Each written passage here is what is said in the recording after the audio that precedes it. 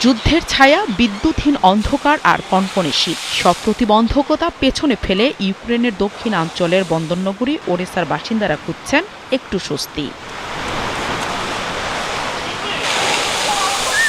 হাড় কাঁপানো বাতাস আর হিমাঙ্করের নিচে তাপমাত্রার মধ্যেও বহু মানুষ শহরে জমে যাওয়া সমুদ্র তটে ভিড় করেন একটু আনন্দের জন্য।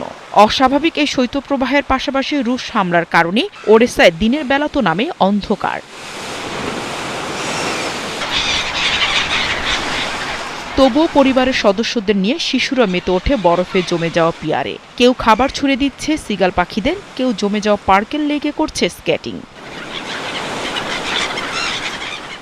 তবে শহরটির বাসিন্দারা বলছেন গত বছর এমন তীব্র শীত দেখেননি তারা। আমার মনে হয় এবছর শীত অনেক বেশি, এবার চোখে পড়ার মতো তুষার দেখা যাচ্ছে।